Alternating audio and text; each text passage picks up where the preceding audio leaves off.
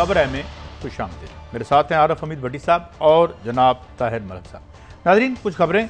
कौन कौन सी सियासी जमातें 18वीं तरमीम पर भेदभाव कर रही हैं या उस पर बारगेनिंग करेंगी आने वाले दिनों में? अगर कानून साजी होती है ये नैब के ज़िम्न में, तो हर सियासी पार्टी इंटरेस्टेड है कि नैब को डिफैंग किया जाए, उसके पर उतरे जाएँ। इस पर क्या होगा? और ये 18वीं तरमीम पर जो लड़ाई है, इस लड़ाई का कितना ताल्लुक इस मुल्क के अवाम से है और कितना इस इशराफियत से है, ये हम अपने मौजूद पैनलिस्ट से बात करेंगे। क्या पुरानी तहरीक इंसाफ फिर से बहाल होने जा रही है और इमरान खान ने क्या वाकई मुसम्मम इरादा कर लिया है? क्या वो वर्कर्स को जो है वो आगे लाएंगे? और ये जो कार्टल्स हैं जिनके बारे में रिपोर्टें आज आ रही हैं, कभी रुकती हैं कभी आती हैं, उनको पीछे धकेल दिया जाएगा तो फिर सियासत पे और पीटीआई की सियासत पे इसके क्या असरात पड़ेंगे? कोरोना वायरस पर खरबों रुपए के रिलीफ का ऐलान तो हुआ, मगर ये रिलीफ अवाम तक कब पहुँचेगा? 72 साल तो हो गए, अवाम तक तो हमेशा परेशानियाँ ही पहुँच रही हैं। ये क्या मामला है? और रमज़ान और मुबारक के दौरान आलमी दुनिया खामोश है, लेकिन जो मसाजिद पर अब आलमी मीडिया ये कह रहा है कि मुसलमानों को अज़ानें नहीं दी जानी जा रही है और उनको निशाना बनाया जा रहा है। ये क्या मामला है इंडिया का? ये भी एक मुसलसल मामला है। मगर भट्टी साहब, पहले तो आते हैं सियासी जमातें जो हैं 18वीं तरमीम। बड़ी यार भट्टी साहब, इशराफिया की अपनी लड़ाइयाँ हैं, हम तो बीच में कहीं फिक्र ही नहीं करते। 18वीं तरमीम के बाद हमें मतलब ये अब इस पे करेंगे क्या कि जनाब ये नैब को फारग कर दें तो हम 18वीं तरमीम भी अब ये कहानी हो रही है। तो इसमें क्या रखा है लोगों के लिए? बिस्मिल्लाहिर्रहमानिर्रहीम। कादी साहब, ये बात मुझे और आपको और 20 करोड़ आवाम को समझ लेना चाहिए। कायदे आज़म जिसने मकसद के लिए पाकिस्तान बनाया था ना, कि लोगों को उनके बुनियादी हुकूक देने के लिए, ये वो हुक्मरान नहीं, ये अशराफिया का पाकिस्तान था, है और रहेगा। ठीक। इसमें आम शहरी बिलक सकता है, चीख सकता है, अपने आप को रुला सकता है, अपने दिल में बद्दुआएं दे सकता है, लेकिन सुनवाई कोई नहीं है। सुनवाई नामुमकिन है। हुक्मरान कोई भी रहे, हुक्मरानों की नेम प्लेट से कोई फ़र्क नहीं पड़ता। मैं अपनी पूरी सहाफ़त का निचोड़ बता रहा हूँ। जो आता है उसकी एक किचन कैबिनेट होती है, वो नवाजी जाती है। इन सब में इमरान खान साहब के बारे में ये कहा जाता है कि वो यकीनन ईमानदार है, लेकिन जो इनके नीचे दूध और करप्शन की नहरें मिक्स होकर बही है ना, पेड़े डाल के, वो कभी भी नहीं पड़ी। हम जो इमरान खान साहब था, 25 जुलाई 2018 से पहले वाला एक जदोजहद वर्क करने वाला, एक फाइटर, एक करप्शन को बुरा कहने वाला और करप्शन से किनारा कशी करने वाला। लेकिन अब मुझे वो इमरान खान साहब नहायत अदब एहतराम से, इनका सोशल मीडिया बड़ा सख्त है, माफ़ कर दीजिएगा, वो इमरान खान ही रहा। ठीक है, फिरदौस आशिक अवान को आपने तब्दील कर दिया, आपका राइट था, आप प्राइम मिनिस्टर हैं। आपने क्या शिबली फराज साहब को ले लिया और दूसरी तरफ आपने हमें डंडा भी दिखा दिया। काम तो होते हैं ना सारे। ये बड़ा हुस्न नज़र होता है हुकूमत का। डंडा दिया आपने कि भाई मैं IPP के बंदे को भी नहीं छोड़ूंगा। अच्छा बड़ी साहब, मैं ये सवाल की तरफ आता हूं। तो वज़ीर आज़म की ये पॉलिसी कंपैरेटिवली बेहतर सवाल ये करप्ट माफिया को डंडा दिखाया। डी ट्रैक ना हो जाए। अब मौलाना फजलुर रहमान है, वो भी 18वीं तरमीम के हवाले से अपोजिशन की पार्टियों से रब्ता कर रहे हैं। बिलावल भुट्टो जो हैं वो इस तरमीम को बचाने का अज़म किए हुए हैं, और अब एक और बेमानी लड़ाई शुरू होगी और फिर वो चलती चली जाएगी भट्टी साहब। और क्या कहानी ये है कि जनाब इस पे भी वो कोई माइलेज लेने की कोशिश करेंगे और इस को इस्तेमाल, यानी मैं एक मुबैना तौर पे बात हो रही है कि जनाब ये जो नैब हमारे गले पड़ गई है, अच्छा खासा इदारा था, कमर जमान चौधरी साहब माशाल्लाह जिस तरह का तावन फरमा रहे थे, ये कित्थों ले आए हो इन्होंने? सारे हमारे जो हैं कपड़े गंदे, हर चंद हमें सजा नहीं हुई, मगर हमारा गन तो सामने आ गया भट्टी साहब। तो इस पे क्या अब ये इसको इस्तेमाल किया जाएगा नैब के कानून की तब्दीली के लिए? आप जब से अरसा दराज से हैं, कभी नैब को आपने न्यूट्रल चलते हुए देखा है? ईमानदारी से 10 साल तो जो ये जमहूरियत के अलमदार हैं पीपल्स पार्टी, और जो इन्होंने उसका जनाजा निकाला है जिस धूम से, कि कमर जमा और उसका एडवाइज़र, उसका स्पोक्समैन आज भी वो है। हाँ, एक ख़ास पार्टियों को सिलेक्ट करके उनको टारगेट किया जा रहा है। अच्छा भट्टी साहब, अरब रुपए से ज्यादा पे आप नया बात नहीं डालेगी। एक दिन प्रोग्राम करूं या 1000 दिन करूंगा आपके लिए। भट्टी साहब बड़ा कंसर्न है, देख कहीं तो आप हमें रास्ता देना। चले मान लिया हमने काजी साहब की बात मान ली कि ये सारी इशरफी है, ये पॉलिटिशियन सारा ऐसी वक्त ज़ाया कर रहे हैं, नहीं मेरी बात सुने ना, ये ब्यूरोक्रेसी सबसे बड़ा जहर कातिल है। बड़ा बुनियादी में सवाल आप दोनों से करना चाह रहा हूँ। जनरल मुशर्रफ ने, मिलिट्री डिक्टेटर ने नैब बनाई, एहतसाब किया, अच्छा हुआ या ना हुआ, फिर पॉलिटिशियन आ गए, नवाज शरीफ आ गया, सैफुर रहमान का बनाई थी, साथ साथ तरह लोगों की इस्लाह करते नवाज शरीफ के ज़माने में। मेरा जो आपसे सवाल है कि नवाज भी आ गया, जरदारी भी आ गया, इमरान खान भी आ गया, जनरल मुशर्रफ भी आ गया, एहतसाब फिर नहीं हुआ। क्या आज हमें सोचना नहीं पड़ेगा कि क्या हम सारे फ्रॉड कर रहे हैं? फिर ये एहतसाब का हमने शोर क्यों डाला हुआ है? ये आप दोनों इसमें बोले। तो आपको अभी शक है कि फौजी हुकूमत भी आ गई, एहतसाब नहीं होगा तो फिर हम किसका मजाक उड़ा रहे हैं? करप्ट लोगों का जो बासर है, जो बड़े लोगों को हिस्सा देते हैं।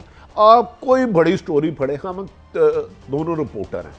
आपने इमरान खान की पहली प्रेस कॉन्फ्रेंस की है जब पीटीआई बनी थी, पाकिस्तान तरीके इंसाफ या क्या था, तरीके इंसाफ था उसका। अच्छा भाईजान, आप मुझे बता दें आज तक कभी एहतसाब हुआ जो मेरी और आपकी लिए कानून साजी असम्बली में की जाती है, उसके समरात अगर आम शहरी तक नहीं पहुंचते तो आप उसको कानून साजी कहेंगे या धोखा साजी कहेंगे? नहीं है तो मगर हमें ये सवाल ढूंढना पड़ेगा ना, इसका जवाब क्यों नहीं एहतसाब हो रहा? फौज भी है एहतसाब ना हो, पॉलिटिशियन भी है एहतसाब ना हो, जरदारी है एहतसाब ना हो, नवाज शरीफ है एहतसाब ना हो, इमरान है एहतसाब ना हो, फिर हम कर क्या रहे हैं? कादी साहब इसके बाद आपके बाद फोरम जाएगा, आपकी हुकूमत है, मैं माफिया हूँ बहुत बड़ा, मैं रोजाना रेटिंग में फ्रॉड करता हूँ, मनी लॉन्ड्रिंग करता हूँ, पकड़ा जाता हूँ, मैंने लफ्ज कहा है पकड़ा जाता हूं।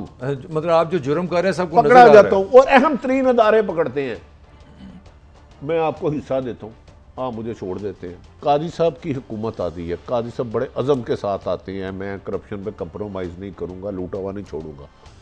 काजी साहब मेरे का हाथ मेरे गिरेबान तक आता है, मेरा कोई ना कोई हिस्सेदार इन तक पहुंच जाता, फिर वो किस्सा मादी हो जाता। मैंने फैसल सालेयात को सर्वर रोड थाने में जाके इंटरव्यू किया जब वो पकड़े गए मुशर्रफ दौर में, मेरे साथ बड़ी ज्यादती हो रही है, बड़ा ये हो रहा है। चंद दिन बाद वो हमारे इंटीरियर मिनिस्टर थे। ये है आपके डिक्टेटर के दौर की कहानी।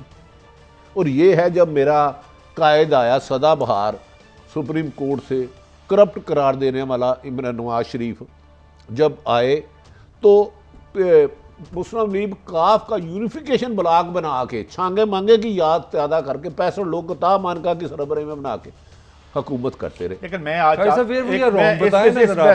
आई don't know we are always and we are everywhere wrong by the way. मगर मैं एक और आपसे बात रखना चाहता हूँ। पहले तो मैं आपको खबर बताऊं कि मुसद्दे पे काम शुरू हो गया है नैब के, और उसको डीफैंग करने के लिए 1 अरब से ज़्यादा कम के पैसों पर वो बात नहीं करेगी। चेयरमैन के इख्तियार किसी कमीशन को दे दिए जाएंगे। कमीशन जो है फिर आपको पता है, कभी आपने कमीशन लिया है? नहीं, मैं चले दफ़ा करें। अच्छा भट्टी साहब, मैं तो इधर से वैसी बात मेरे मुँह से निकल गई। अब सवाल ये है कि ये खेल कभी चल जाते हैं। एक भट्टी साहब ने कल बात की थी, मैं उसको आगे बढ़ाता हूँ हैं। अब ये खेल पोस्ट कोरोना चलेगा नहीं। ये दुनिया है ना, जिस किस्म का रिसेशन आ रहा है, जिस किस्म के हालात बन रहे हैं, ये जो चोरी का माल मामा तियां गायब होता सी ना, वो अब नहीं होगा कोरोना की वजह से। मैं अर्ज कर रहा हूँ 150 से ज्यादा ऑयल कंपनियां बैंकरप्सी फाइल कर रही हैं। मतलब ये बैंकों का क्या बनेगा? ये यहाँ पे क्या ये ड्रामे चल सकेंगे? अच्छा कादी साहब, कादी साहब आप बड़ी खूबसूरत कर रहे हैं, 150 के ज्यादा बैंकरप्सी कर रहे हैं फाइल। कौन बेनिफिशियरी होगा?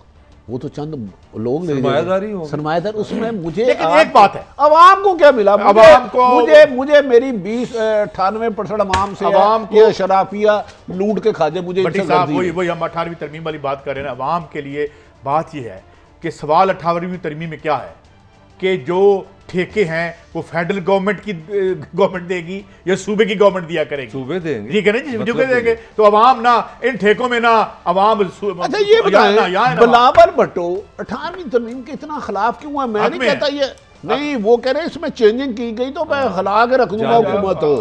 वो चाह रहे हैं कि 18वीं तरमीम की क्या इसमें खूबी? अच्छी बात है अगर 18वीं तरमीम आम लोगों को, मैं कह रहा हूँ प्रॉब्लम क्या है भट्टी साहब? मैं प्रॉब्लम इनको क्या प्रॉब्लम है? मैं प्रॉब्लम बता, कि जितनी रूलिंग एलीट है ना, इसका एक बात पे कंसेंसस है कि हमने अवाम के कमाए हुए पैसे से 1 टका नीचे नहीं लगाना और मिल के खाना है। और उसके खाने पे लड़ाई होनी है किसकी? कि मुश्ताक रईसानी ज्यादा माल कमाएगा या सेंटर में ज्यादा कमाया जाएगा। इनकी लड़ाई तो ये है, इनकी और कोई लड़ाई नहीं है। हाँ, मगर मैं अब खबर की तरफ आता हूँ। नहीं, मैं एक नया सिनेरियो देता हूँ भट्टी साहब, पहले सालों भी हुआ है। अगर मरियम साहिबा अगर कोई इफ्तारी के लिए कोई ऐलान करती हैं जी सारी अपोजिशन इकट्ठी हो जाए, रोज़ा भी खोलते हैं, नेक काम करते हैं और उसमें 18वीं तरमीम यार वो हो रही है ये नहीं हो रही है बताएं। नहीं ये इफ्तार पार्टी का ये दरमियान में अभी बात है, अभी इत्तेसाब ऑर्डिनेंस लाने के बाद आपने अच्छा मैं गुजारिश करने लगा, अब थोड़ा सा ना मेरा ख्याल है कुछ दिन ही रह गए सच बोलने के लिए, बाकी सारे टीवी पीटीवी बनने जा रहे हैं। अच्छा चलिए 2-3 दिन तो Pakistan television, Pakistan television independent अदारा है यार, उधर जितनी शफाफियत है इमरान खान साहब उसके बेसिकली चेयरमैन असल, तो उससे ज्यादा बेहतर शफाफ रिपोर्टिंग। मैं पीटीवी के ड्रामों का बड़ा फैन रहा हूं। ड्रामे टॉक शो खुद भी आपको पता है फवाद चौधरी ने कहा था न्यूज शो ना देखने चाहिए, ड्रामे देखिए। भट्टी साहब अब तो पीटीवी पे टर्किश ड्रामे आ रहे हैं बकायदा, बड़े रेटिंग ले रहे हैं। अब पीटीवी पे कार्टून भी आएंगे, पीटी पे आएंगे, असेंबली भी होगी, पीटी परेड भी दिखाई जाएगी, प्यारे बच्चों की भी क्या है। चले भट्टी साहब वापस चले, इफ्तारी पे का ऐलान हो जाता है, सारी अपोजिशन इकट्ठी हो जाती है, तो कहीं ये सारी वो जो काजी साहब कहने ये बारगेन का चक्कर तो नहीं, बारगेनिंग पे हो गई जिसकी सूरत में नवाज शरीफ साहब बार्गेनिंग नहीं गिव एंड टेक मेरा कायद कहता है, और नवाज शरीफ बाहर चले गया, जरदारी साहब का केस कू खाते चले गया खरबुर पे। बिलावल भुट्टो ने चंद दिन पहले किसी ने बोला ये पल्स लेने की बजाय ना एक पल्स ली जाती है, अवाम किस तरफ चलती है, अब ये बड़ी तरीके से पल्स लेते हैं। बिलावल की अहम तरीन शख्सियत से मीटिंग हुई, उसने कहा जी 18वीं तरमीम में हम तामुन नहीं करेंगे। पहले आपके कहने पे A to Z आपको वोट दिए, मुंतखब वज़ीर-ए-आज़म से ज़्यादा वोट आपके निकले। फिर उनको कहा गया उसके बदले आपके वालिद भी तो आज घर है ना, आपके बाकी लोग भी तो नहीं ना पकड़े गए। हाँ अगर ऐसी कोई दोबारा सूरत हाल बनती है, अदरवाइज़ 8वीं तरमीम में रद्दो-बदल मौजूदा हुकूमत के इख्तियार में नहीं हो सकता है। जो हुकूमत के पास डंडा आया है उसके जरिए कुछ कर लें तो कर लें, वो मुझे नहीं पता। इत्तेसाब का डंडा शफाफ जिस दिन हो गया ठीक हो जाएगा। साहब एक मैं की बात की बता दूं, प्रॉब्लम क्या है ना 18वीं तरमीम प्रॉब्लम है, ना इसकी मौजूदगी प्रॉब्लम है, ना गैर मौजूदगी प्रॉब्लम। बात यह है कि आपका केक श्रिंक कर रहा है, केक बढ़ नहीं रहा, इंडस्ट्रियलाइजेशन हो नहीं रही। इंडस्ट्री वाले जो हैं जाके स्पेक्यूलेटिव मार्केट में पैसे लगा रहे हैं, सट्टे में लगा रहे हैं, पर जो इसकी जमीन की सट्टे में लगा रहे हैं, वो इस पे तो लड़ाई होगी। नहीं माल कम होगा, किस तरह क्लेमेंट ज्यादा होंगे, लड़ाई होगी। काजी साहब आप अगर आज पाकिस्तान में जो एक्स्ट्रा बिजली है, इतना सस्ता पेट्रोल हो गया, खुदा के लिए आप बिजली सस्ती करें, मेरे से जितनी मर्जी इंडस्ट्री ले लें, ये कौन सा मसला है? तुम्हारा की ख्याल है असी इतने बिजली सस्ती करना है? चले भट्टी साहब जो मैं आपके लिए एक सवाल मैंने रखना था, मेरा जो क्वेश्चन है, हुकूमत एक तासर दे रही है कि हुकूमत और एस्टैब्लिशमेंट 18वीं तरमीम के ख़त्म करने में एक है, ये परसेप्शन है कि सच है? देखें नून लीग भी दे रही है साथ, कुछ ना भी कहा और कह भी गए, काफ़ी हद तक सच है, लेकिन सच बोलने की भी एक लिमिट होती है। सच बोलने की भी एक लिमिट होती है। आप उस पानी में ना जाएं जिसमें दलदल और आप वापस ना निकलें। मैं अर्ज़ कर रहा हूँ इस्टेब्लिशमेंट भी चाह रही है और कुछ बातें मेरा ख्याल है ठीक भी हैं। 18वीं तरमीम कोई कुरानी हदीस नहीं कि इसमें रद्दो-बदल नहीं हो सकता। अगर कुछ ऐसी चीज़ें करने से आम शहरियों की ज़िंदगी हालत बेहतर हो और फेडरेशन मजबूत हो तो मेरे ख्याल में वो कर लेना चाहिए। लेकिन ये बड़ा बुनियादी सवाल है। नहीं देखिए ना, बात आपके पास 2 तिहाई अक्सरियत असेंबली में है, सेनेट में है, अब वो तो है ही नहीं, तो अब इशू क्यों छेड़ रहे हैं? मैं कह रहा हूं पहले थी ये बादिउल नजर जब वोटिंग हुई थी कुछ अर्सा पहले थी, कौन सी वाली वोटिंग? ये जब अपना COAS के मामले पे जब पूरे कंसेंसस। अच्छा ये ठहर गए मलक साहब, काजी साहब, थोड़ा सा ना आज थोड़ा सा हल्का था। वज़ीर-ए-आज़म इमरान खान को कितने वोट मिले थे? वो अच्छे खासे मिले थे, अंदाजन आइडिया 180 लाख के करीब। चलो तो चीफ ऑफ आर्मी स्टाफ की एक्सटेंशन पे कितने वोट मिले थे? इतने पॉपुलर कोई थे? 300 के कुछ ज्यादा ही मिले थे, बहुत। हाँ, अच्छा, लेकिन 18वीं तरमीम इतना आसान केक नहीं है, ये मैं आपको यकीन से कह रहा हूँ। मेरी पीपल्स पार्टी और नून लीग मैं भट्टी साहब आपको एक बात बता रहा हूं, अहम लीडरान से बात हुई है, मासवाए नैब दोबारा सरगर्म हो, अगर दोबारा हम लोग पकड़े जाए और फिर अच्छा आपका मतलब है आसानी से नहीं वो मानेंगे? नो सवाल ही नहीं पैदा था। मैं जिम्मेदारों से बात मैं इनसे एग्री करती हूँ। जी अगर मुझसे मेरे सूबे में ठेके देने का इख्तियार आपने सेंटर में लेके गए, हम आपको बिल्कुल इजाजत नहीं देंगे। तो लड़ाई ये ऐसा और की है को क्या तकलीफ है बायदा? और रौला की है, अगर कोई सूबा अपने पैसे अपने रौला की और रौला है इस मुल्क का कि चंद खानदान जिनके लिए पाकिस्तान बना है, खुदारा अनटचेबल है, उन्हें मत छेड़े। हम आपस में लड़ते रहे। एक ब्रेक है मेरे दोस्तों, हम बात ही नहीं, पहला 23 मिनट गुजार दिए भट्टी साहब आपने। एक तो आपकी जो ईमान अफरोज तकरीर से एहसास ही नहीं वक्त का होता, मगर वापस आते हैं देखते हैं इस 18वीं तरमीम में आपके लिए क्या है, हमारे लिए क्या है, और आने वाले दिनों में क्या हालात बेहतरी की तरफ जाएंगे या फिर वही सिलसिला चलता रहेगा। एक ब्रेक के बाद वेलकम बैक। नाज़रीन, इस मुल्क के लोग एक साफ सुथरी सियासत की तलाश में न जाने कब से सरगर्दा हैं। जब पीपल्स पार्टी बनी तो तब भी यही ख्याल था, जब भुट्टो आए, जब इमरान खान आए तो फिर यही था। तहरीक इंसाफ का बुनियादी नारा ये था, हर चंद के मंशूर बिल्कुल मुख्तलिफ था पीपल्स पार्टी के मंशूर से। मगर अब ये बात हो रही है भट्टी साहब कि पाकिस्तान तहरीक इंसाफ पुरानी जो थी, जो उनके वर्कर्स थे, जो बाद में छोड़ के चले गए, वो बड़े भले से आदमी थे, जस्टिस साहब क्या नाम है उनका, वजीउद्दीन साहब थे, अहमद खान साहब थे, वो नहीं थे, वो भी दूर होते चले गए और कंप्रोमाइज इस तरह करने पड़े। तो क्या अब खान साहब ने ये ऐद कर लिया है, आपने भी स्टोरी दी कि कम व्हाटएवर में मैं किसी के साथ कंप्रोमाइज नहीं करूंगा? देखिए, इमरान खान साहब शुरू से एक मकसद लेकर सियासत में आए थे कि ये जो वरासत की सियासत है, करप्शन की सियासत है, इससे पाक करूंगा। ये 100% है, इसमें कोई बहाम नहीं। इलेक्शन के करीब उन्हें कुछ कंप्रोमाइज़ करने पड़े, इजलाई कलेक्टेबलों को साथ लेना पड़ा, जनूबी पंजाब लेना पड़ा। अब जो मेरी इतला है कि 1.5 साल वो जैसे भी चले, उन्हें बाज़ लोग ज़बरदस्ती उन पर मुसल्लत कर दिए गए, यहाँ मजबूरन उनको लेने पड़े। किसी का कुरानदाजी में नाम निकल आया, 2/3 मेजॉरिटी नहीं होगी, आप मिला जुला के कुछ कुरानदाजी में भी नाम निकल आते हैं, कुछ वो ख्वाब भी आ जाते हैं, ये ख्वाब हकीकत है। अब इमरान खान साहब ने सुना ये है कि अपने लोगों को कहा कि यार मैं अपनी 22 साल की जद्दोजहद को एक हुकूमत पे कुर्बान नहीं कर सकता, मैं क्रॉस दी वोट करने लगा और मैं छोड़ूंगा नहीं। फिरदौस आशिक अवान को जब कल तब्दील किया गया, चंद दिन पहले एक बात पर वो सख्त नाराज़ हुए, ज़बरदस्त मिलना चाहिए। फिरदौस आशिक अवान साहबा हमारे लिए काबिल एहतराम है, आज वो वज़ीर मामन नहीं है, ज़्यादा काबिल। उन्होंने कहा मेरी सीट से बैठ जा, फिर खान साहब इतने गुस्से में आ गए। खान साहब ने ये एक किस्म का मान लिया कि 2 साल में अपना शून नहीं चला, तरीके इंसाफ ने जो करना था नहीं किया। जब आपने कहा कि मैं कुर्बान नहीं कर सकता, वो समझे हैं मान गए जिस मकसद के लिए मैं मंशूर लेके आया था ना, उस पर पूरा इम्प्लीमेंट नहीं करा सका। अब शायद इसीलिए उन्होंने आसम नसीर बाजवा साहब, आपको पता है DGISP आ रहे हैं, उनका एक अपना अंदाज होता है, डिसिप्लिन फोर्स है, तरीका कार है, बेमकसद गुफ्तगू नहीं करनी। अब देखना यह है शिबली फराज साहब का क्या रोल होता है और आसम नसीर बाजवा साहब का, मोहतरम का क्या रोल होता है। ये बड़ा अहम वक्त बताएगा आने वाले दिनों में। लेकिन एक बात बताएं मुझे, ये जो लोग जद में आ रहे हैं, चाहे वो गंदम का बुरान हो, चीनी का बुरान हो या बिजली का बुरान, बिजली में वारदात हो, तो ये क्या कोई एक आपस में मिल बैठ रहे हैं, सुना कोई रास्ता तलाश कर रहे हैं? वो तो अपने वो इस तरह तो आसानी से तो नहीं होने देंगे। देखिए, बिजली का बहरान जो है ना, वो आया तो फाइलों में है, लेकिन उसका करंट शॉक जिसको कहते हैं 22 करोड़ आवाम को हर महीने पड़ता है, मुझे भी और आपको बिल देने की सूरत में। अगर मैं आज भी इस बात पे कायम हूँ, इमरान खान साहब इस पे कंप्रोमाइज़ नहीं करते। बिजली पे 2-3 और कमीशन है, जो इमरान खान साहब ने किसी को मैसेज भेजा है कि मैं ये कमीशन भी खोलने लगा हूँ। अब उस कमीशन का नाम लेना, हर बात में पूरी बात पूछना ज़रूरी नहीं है। पर्दा नशी को बेपर्दा ना कर दूँ, तो बाकी ब्रैकेट अगर ये कर गए तो खान साहब याद रख लें, इकॉनमी भी अपने पाँव पे खड़ी हो जाएगी। अदरवाइज़ पाकिस्तान को चलाना बहुत मुश्किल होता जा रहा है भट्टी साहब, जब तक आप लुटेरों को पकड़ के पैसा। भट्टी साहब, ये जो आप फरमा रहे हैं, ये जो पुरानी तरीके इंसाफ जो इनकलाबी पार्टी बनने जा रही है, उसमें इस वक्त 27 तो वफाकी वजीर हैं, 50 की उनकी कैबिनेट है, गैर मुंतखब लोग उनके साथ हैं।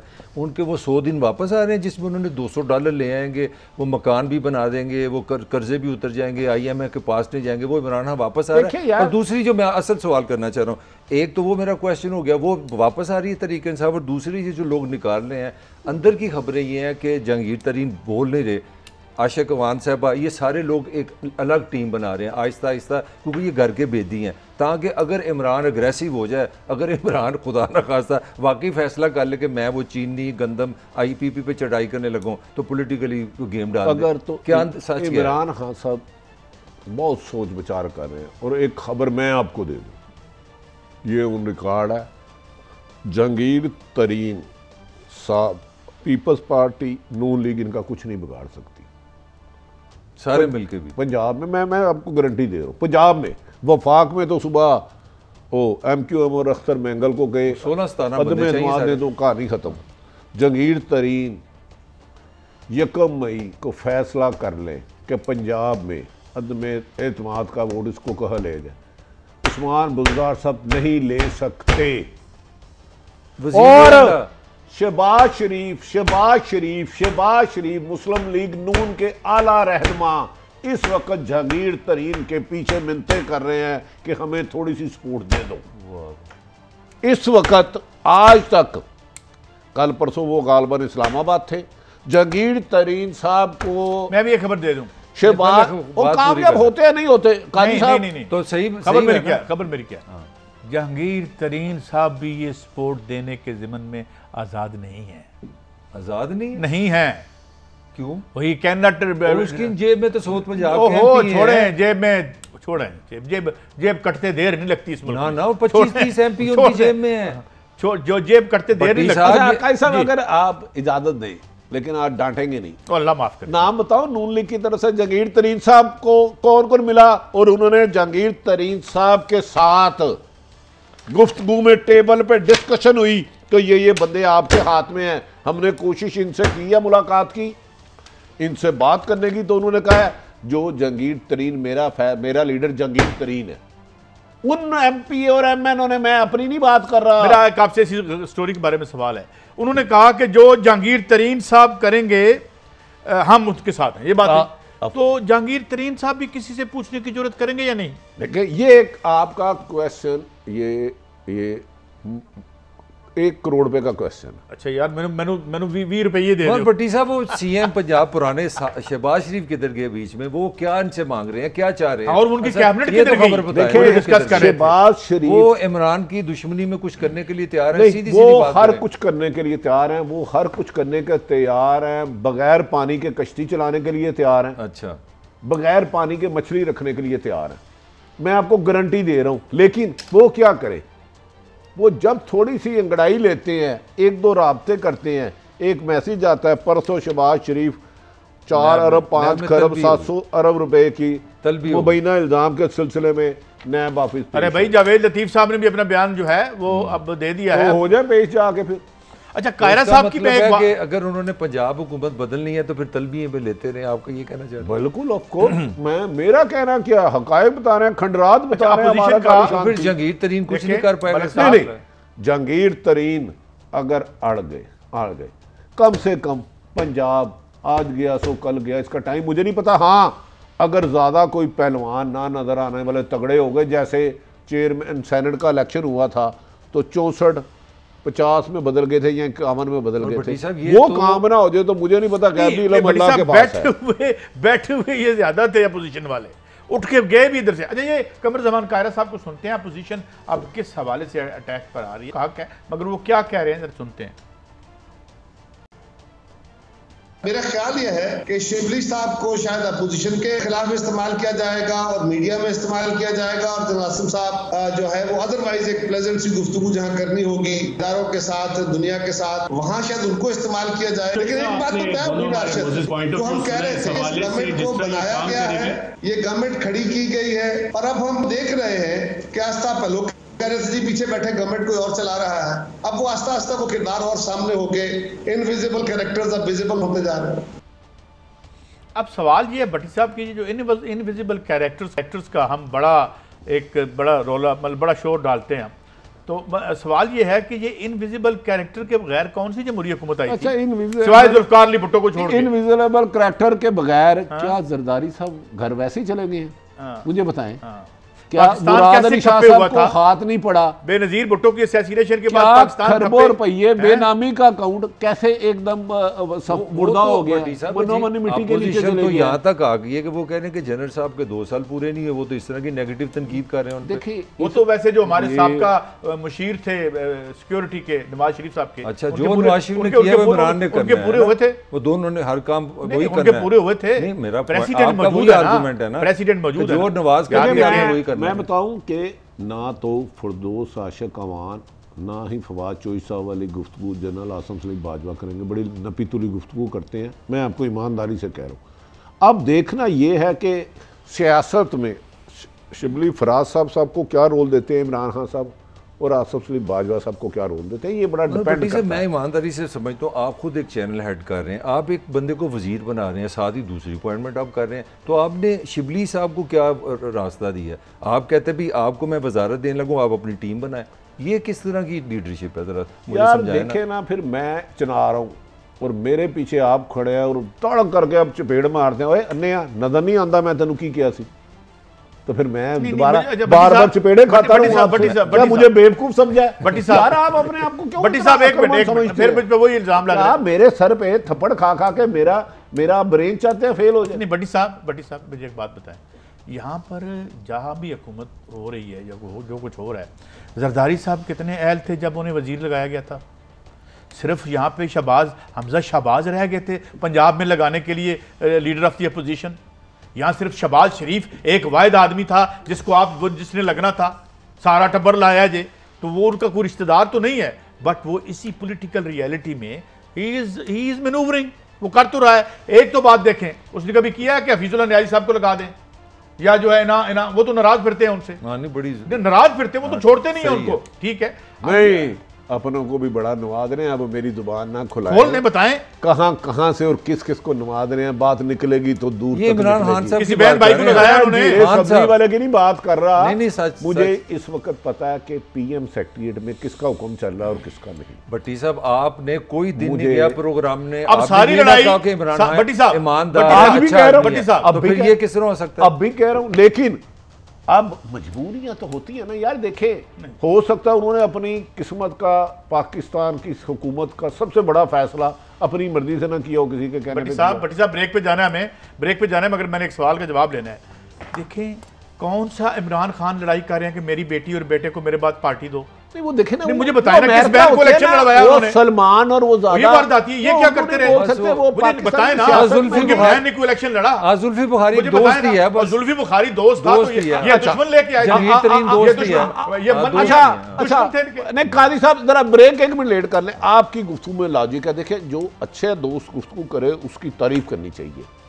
जुल्फी बुखारी की पीटीआई के लिए कुर्बानियां बतानी है आपने, उस्मान बुज़दार की बनानी है, रज़ाक दाऊद की पीटीआई के लिए बनानी है, ओन चौधरी की बनानी है, खजवाए गार्डन उनमें एक पता नहीं क्या होती है, चलो वो भी मैं वो नहीं जाता, नदीम बाबर की बता दें। इन्होंने क्या 2014 में इमरान खान के लिए लाठियां खाई, मारे खाई, क्या की? कंपेयर कर लेते हैं ना, कंपेयर कर ले। मरियम की कौन सी वहाँ पे उसकी है मुस्लिम लीग नून के लिए? नहीं, वो ये मुझे बताया ना। हमजा शहबाज की कौन सी कुर्बानी है सिवाय इसके के इतने डीसी केड़ा लगना है और जड़ा प्लाजा फलां कैसे बनना है? तो ये जो बिलाल यासीन की क्या कुर्बानी थी, मुझे बताएं। बैच बराबर हो गया, जबरदस्त। लाहौर का मेयर जो लगे, भाई साहब आप जीत गए, आप ब्रेक में मुझे बताएं ना, बिलाल यासीन साहब की कुर्बानी मैंने गोश्त गुजार किया है और इमरान खान साहब की किचन कैबिनेट के बारे में मजीद कभी जिंदगी रही तो गुफ्तगू दूंगा, इसके बावजूद वो बड़ी साहब कंपैरेटिवली अच्छे लीडर। बड़ी साहब एक ब्रेक पे हम जाते हैं, लोग अपने जानने वालों को ही लगाते हैं, मगर ये जो है ना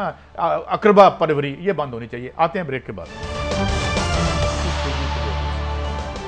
वेलकम बैक नाज़रीन। कोरोना वायरस की स्टोरी तो अभी हमारे साथ चलेगी और अच्छी खबरें भी आ रही हैं इस हवाले से, वो भी आपके साथ में शेयर करूंगा, मगर खरबों रुपयों की जो रिलीफ है वो कहाँ जा रहा है ये क्योंकि लोग बड़े परेशान हैं, जिनके छोटे बिजनेस हैं बड़ी साहब, वो बड़ी मुश्किल में हैं।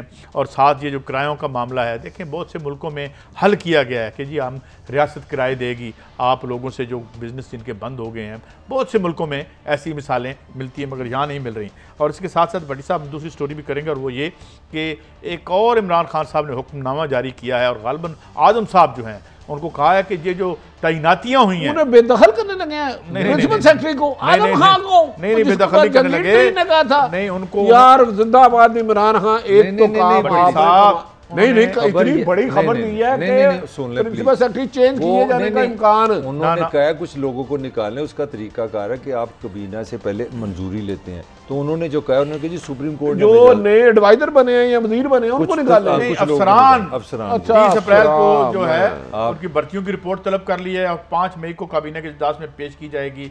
दूसरी जानब खबरें यह है कि IMF और वर्ल्ड बैंक के कहने पर हम जो पेंशन नर्स की नौकरियां हैं उसको भी ख़त्म करने का। लेकिन अब भट्टी साहब पोस्ट कोरोना तो IMF भी जो है वो खुद कह रहा है कि ये काम नहीं चलेगा और ये खेल जो है इस तरह से नहीं। भट्टी साहब नए बंदे कहाँ से आएंगे जिनको निकालेंगे? तो देखिए मैं एक गुजारिश करता हूँ, अपने कोरोना के बाद असल पाकिस्तान, नया पाकिस्तान बनेगा या अल्लाह रहम करे, मेरे मुंह में खाक, मैं दूसरी बात नहीं करना चाहता। तो बज़ाहिर इमरान खान साहब की मौजूदा टीम में इतनी कैपेसिटी नहीं लगती ये कोरोना क्राइसिस के बाद इकानमी को खड़ा कर सके, भट्टी साहब इंडस्ट्री और ज़राअत को ऊपर ले जा सके। ये मेरी राय है, मैं इमरान खान साहब के मीडिया सेल के साथ अदब के साथ कह रहा हूँ, ये टीम में हाँ इमरान खान की विल भी है, कोशिश भी है, ख्वाहिश भी है, लेकिन नहीं।